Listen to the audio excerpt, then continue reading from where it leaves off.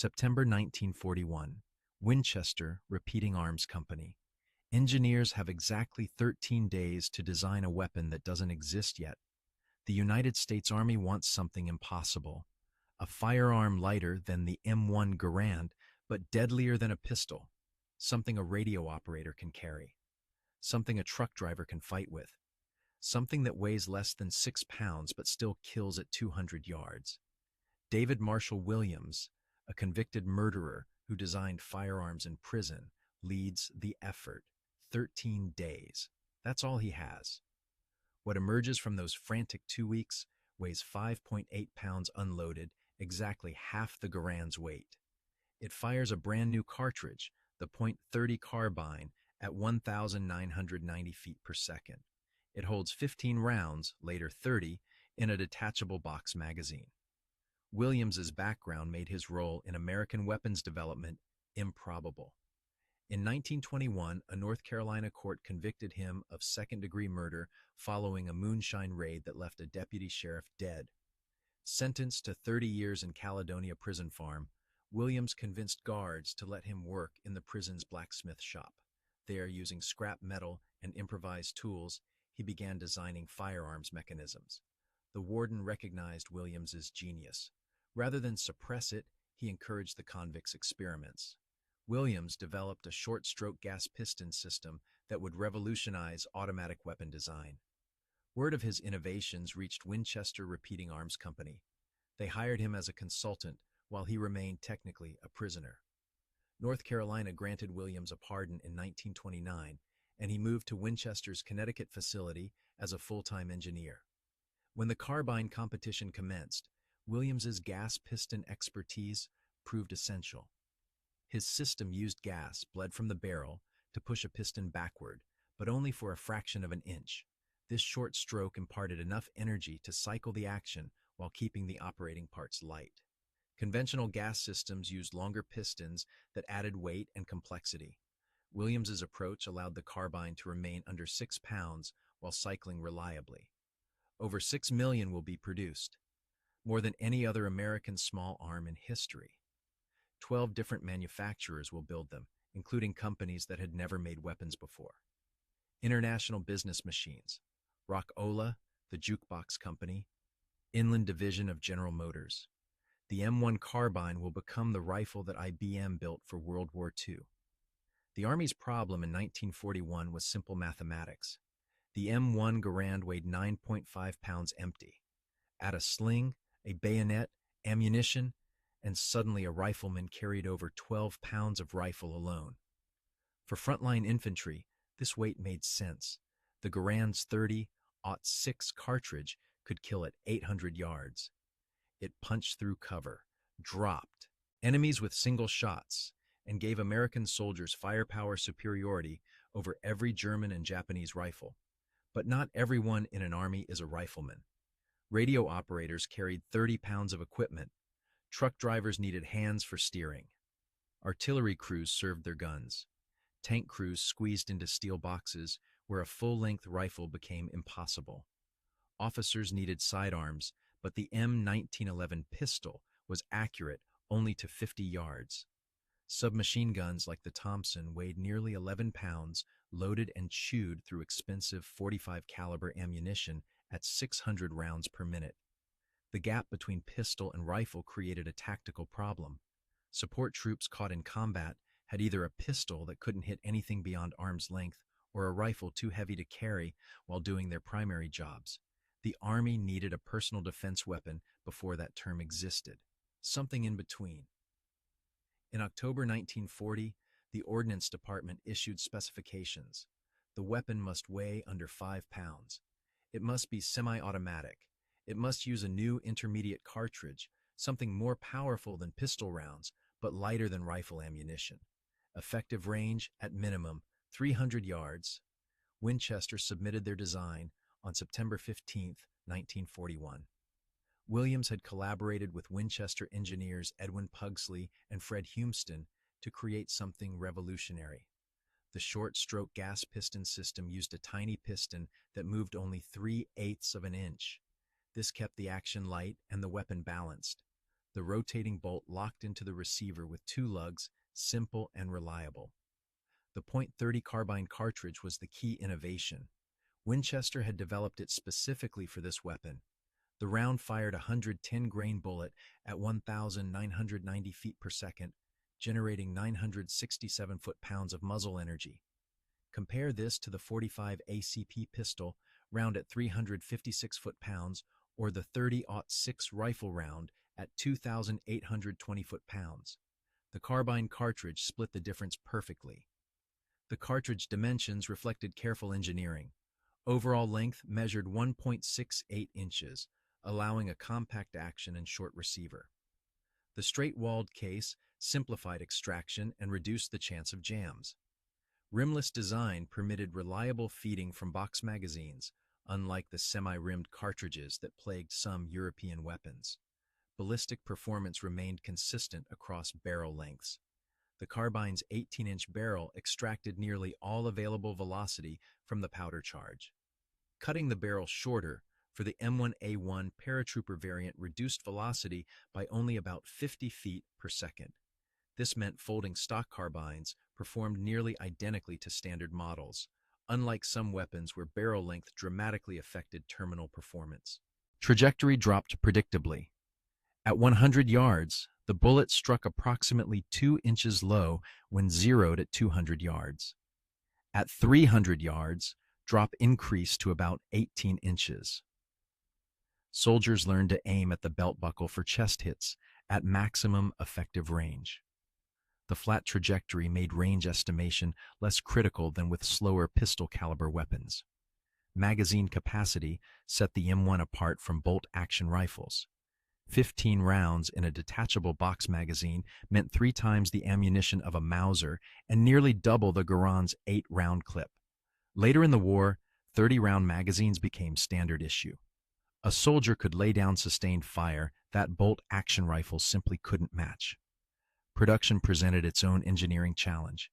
The Army wanted millions of carbines, but traditional gun manufacturers couldn't scale fast enough. Ordnance officers made an unprecedented decision. They would contract with companies that had never made firearms. Inland Manufacturing Division of General Motors built 2,662,000 carbines, more than any other manufacturer. Their automotive production experience translated directly to weapons manufacturing. Winchester produced 828,000. Underwood Typewriter Company made 545,000. Quality Hardware and Machine Corporation contributed 359,000. National Postal Meter built 407,000. Standard Products manufactured 247,000. Saginaw Steering Gear Division of General Motors produced 517,000. IBM manufactured 346,000. Rock-Ola, famous for jukeboxes, built 228,000. Irwin Peterson made around 4,000 before production issues shut them down. Total wartime production reached 6.1 million units. No other American small arm came close.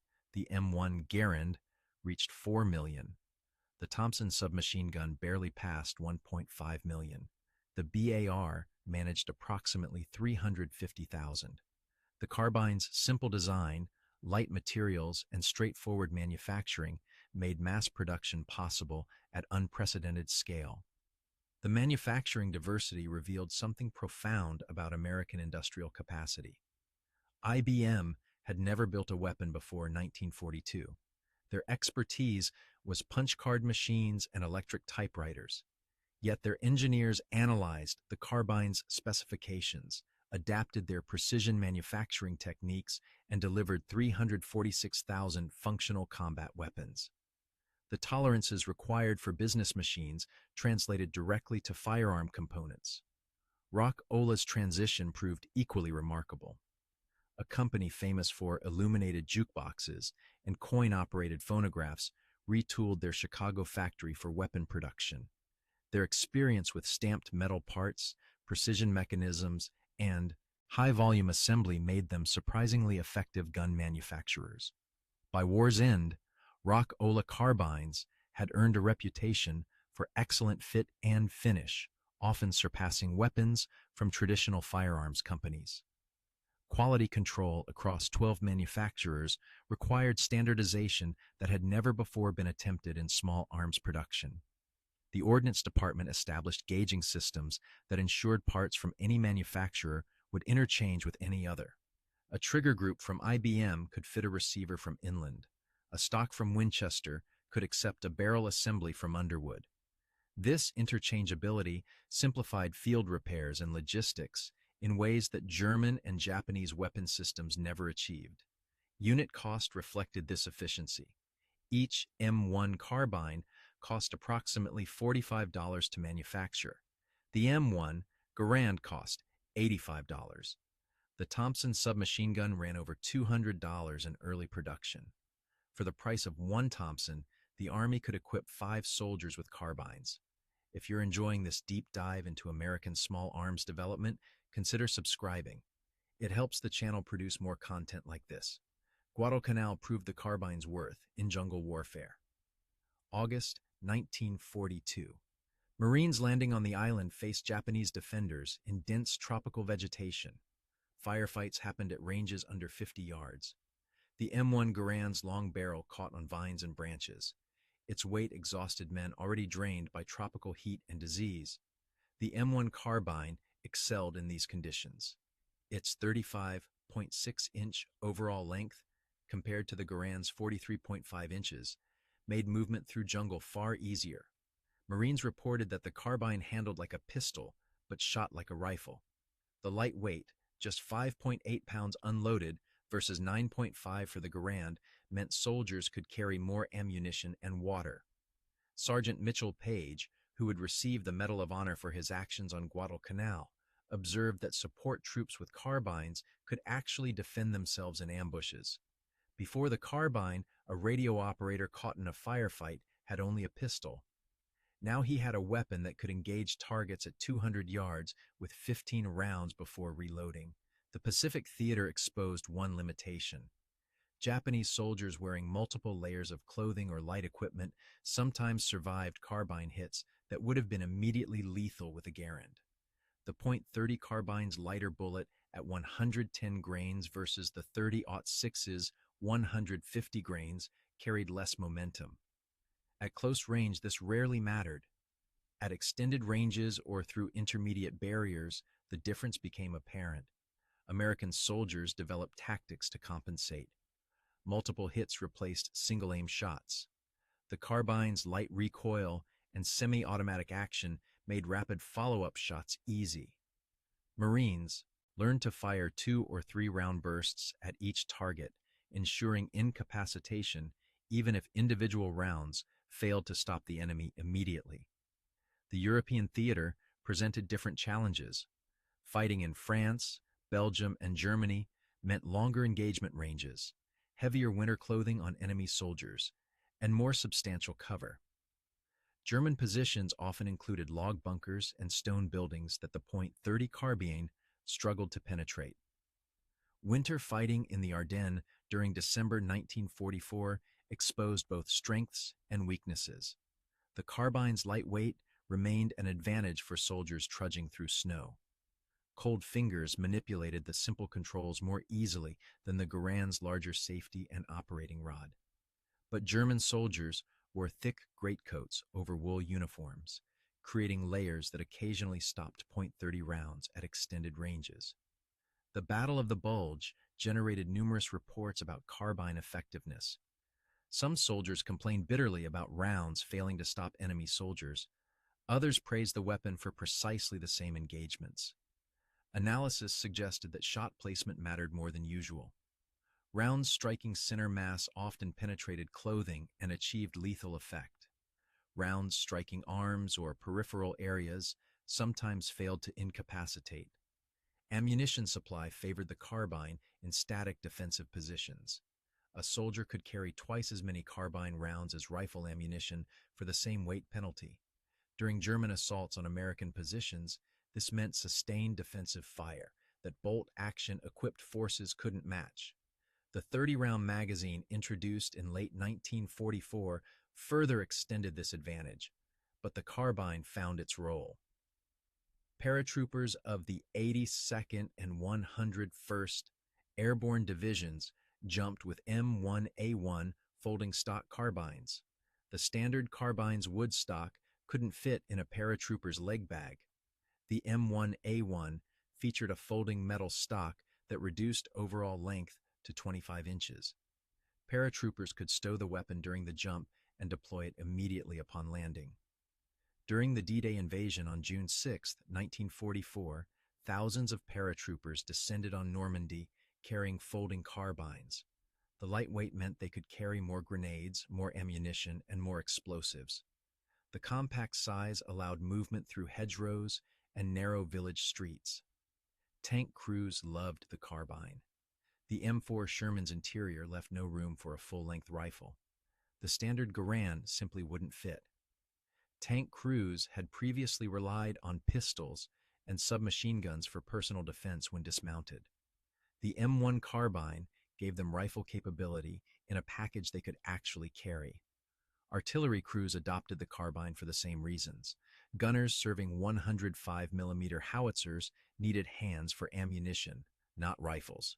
But when German counterattacks threatened gun positions, those same crews needed to fight as infantry. The carbine allowed them to do both. The M3 variant represented the most revolutionary carbine development. Engineers at the Army's Night Vision Laboratory at Fort Belvoir developed the M3 with an integrated infrared scope and spotlight. The scope weighed over 5 pounds, the spotlight another 3 pounds, and the battery pack added another 7 pounds. The complete system totaled 15 pounds, negating the carbine's weight advantage, but offering something unprecedented: the ability to see and engage targets in complete darkness. Okinawa, in 1945, saw the M3's combat debut. Japanese night infiltration tactics had killed thousands of American soldiers throughout the Pacific War. Japanese infantry would crawl into American lines after dark, attacking individual foxholes with grenades and bayonets. American soldiers couldn't see them coming. The infrared scope changed everything. American snipers equipped with M3 carbines could detect approaching Japanese soldiers at ranges up to 150 yards in total darkness. The Japanese had no way to detect the invisible infrared beam. To their eyes, the night remained pitch black. After-action reports from Okinawa credit M3-equipped snipers with causing 30% of Japanese rifle and carbine casualties during night operations. This single variant, deployed in limited numbers, fundamentally altered the dynamics of night combat. For the first time in military history, darkness provided no protection from aimed rifle fire. The infrared system represented the first practical night vision combat weapon. Germany had developed similar technology for vehicle-mounted applications, but never fielded an infantry weapon with integrated night vision. The Soviet Union lacked any comparable capability. Britain's night vision research remained experimental. American engineering had created a weapon category that would define infantry combat for decades to come. The technology behind the M3 deserves examination. The infrared spotlight emitted a beam invisible to the naked eye but detectable by the scope's specialized receiver. The image presented to the shooter appeared in shades of green, showing heat signatures and reflected infrared light. Range limitations stemmed from the spotlight's power, not the scope's sensitivity. Battery life restricted operation to approximately 3 hours of continuous use. Training for M3 operators required entirely new doctrine. Soldiers had to learn to interpret infrared images, distinguish friend from enemy in the green phosphor display, and maintain the delicate optical equipment in combat conditions. The Army established specialized schools for night vision operators, creating a skill set that didn't exist before 1944. Tactical employment focused on defensive operations. M3-equipped soldiers positioned themselves where Japanese infiltrators would likely approach. They remained stationary, scanning assigned sectors with the infrared beam. When movement appeared, the operator centered the scope on the target and engaged. Japanese soldiers never knew what killed them. The psychological impact on Japanese forces proved substantial. Prisoners reported that men simply vanished on night patrols. No muzzle flash revealed the shooter's position. No sound preceded the bullet. Soldiers who had relied on darkness for protection discovered that Americans could see in the night. Morale among Japanese infantry units on Okinawa suffered accordingly. Comparing the M1 Carbine to its closest competitors reveals American engineering priorities. The German MP-40 submachine gun offers the most direct comparison. Both weapons serve similar roles, arming support troops and providing close-range firepower. The MP-40 fired 9mm parabellum ammunition at 1,300 feet per second. Its effective range barely exceeded 100 yards for aimed fire. The weapon weighed 8.8 pounds loaded with its 32-round magazine. It cost approximately $24 to manufacture in 1943, reflecting Germany's desperate need for cheap, mass-produced weapons. The M1 Carbine's .30 cartridge achieved nearly 700 feet per second higher velocity. This translated directly to flatter trajectory and greater effective range. American soldiers could engage targets at 250 yards with reasonable accuracy. German submachine gunners needed to close to half that distance. Magazine capacity slightly favored the MP-40 at 32 rounds versus the Carbine's 15. However, the Carbine's 30-round magazine eliminated this advantage later in the war. More importantly, the Carbine's semi-automatic fire conserved ammunition. A soldier could make those 15 rounds last. The MP-40 burned through its magazine in seconds of automatic fire. The British Sten gun represented the cheapest Allied equivalent. Manufactured for under $10 each, the Sten armed British paratroopers, commandos, and resistance fighters throughout occupied Europe. It used the same 9mm ammunition as the MP-40, achieving similar ballistic performance. Its range and accuracy matched the German weapon, meaning it suffered the same disadvantages against the Carbine. Reliability separated the weapons. The Sten's simple blowback mechanism jammed frequently, especially when dirty. Its single-feed magazine created reliability problems that never fully resolved. The M1 Carbine's gas piston system maintained function in conditions that stopped lesser weapons. Pacific Theater Marines reported carbines functioning after immersion in salt water, burial in sand, and exposure to volcanic ash. The action required minimal lubrication and tolerated significant fouling before malfunctioning. The Soviet PPS-43 submachine gun deserves mention. Developed during the siege of Leningrad, it combined stamped steel construction with acceptable reliability. At 6.3 pounds unloaded, it approached the Carbine's weight advantage.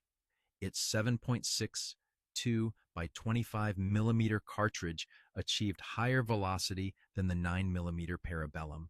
But like all submachine guns, its effective range remained limited to 100 yards. Against the M1 Garand, the Carbine comparison reveals intentional design trade-offs rather than inferiority. The Garand's 30-06 cartridge delivered 3 times the muzzle energy. Its 800-yard effective range dwarfed the Carbine's 300 yards. Terminal ballistics ensured that targets hit with the Garand stayed down. Weight savings justified these compromises. A soldier carrying a carbine could transport double the ammunition for the same weight penalty.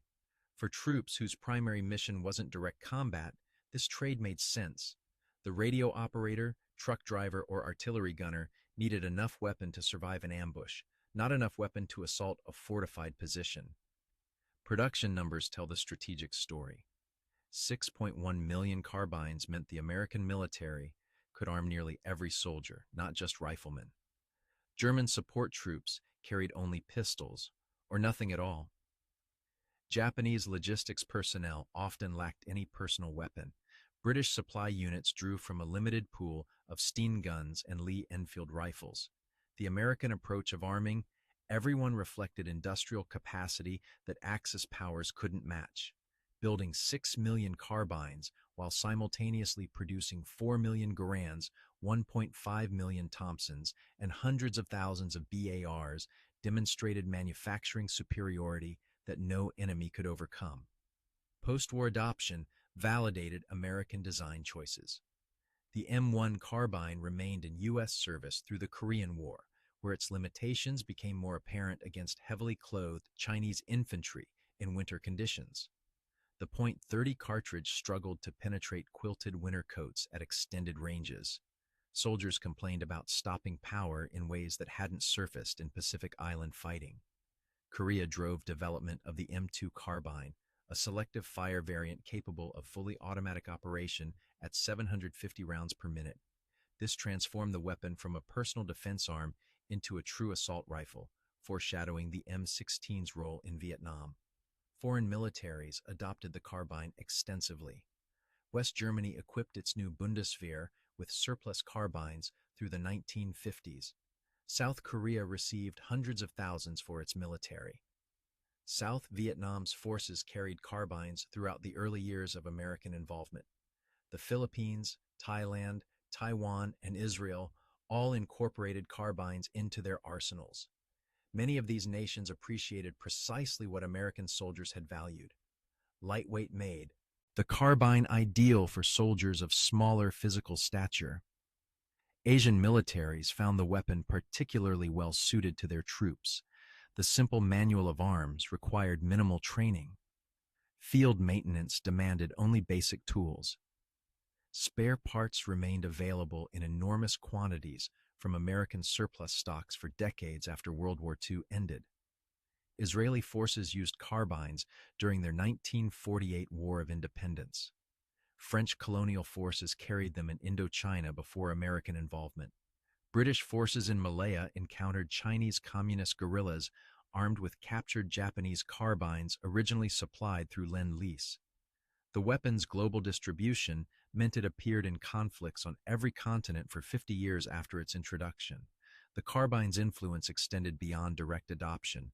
Its intermediate cartridge concept, a round more powerful than pistol ammunition but lighter than full-power rifle cartridges, directly inspired post-war weapons development. The German STG-44 had pioneered the concept during World War II.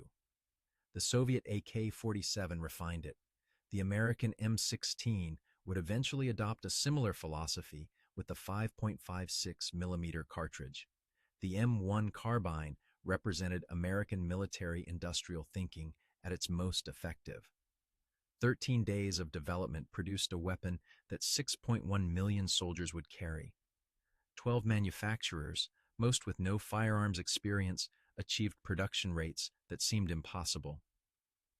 Unit costs of $45 made mass distribution feasible when other nations counted every weapon. Combat proved the concept worked. From Guadalcanal's jungles to Okinawa's night fighting to Normandy's hedgerows, the carbine gave American support troops capabilities that Axis forces couldn't match. The M3's infrared scope demonstrated American willingness to integrate emerging technologies into infantry weapons when other nations left night vision for vehicles and fixed installations. Weight savings transformed logistics. Every pound saved on weapons meant another pound of ammunition, water, medical supplies, or rations. Multiplied across millions of soldiers, carbine weight savings translated into strategic advantage that no production figure fully captures. The unconventional design that emerged from 13 days of frantic engineering became the most produced American small arm of the war. Critics who dismissed the carbine as underpowered missed the point entirely. It wasn't designed to replace the Garand. It was designed to arm the millions of soldiers who would otherwise carry only pistols or nothing at all. For that specific mission, nothing in any nation's arsenal worked better. American engineering didn't just build a lighter rifle. It solved a logistics problem that every army faced, but only America had the industrial capacity to address. The M1 Carbine armed everyone, from radio operators to truck drivers to artillery crews. That capability, multiplied across 6 million weapons, made all the difference.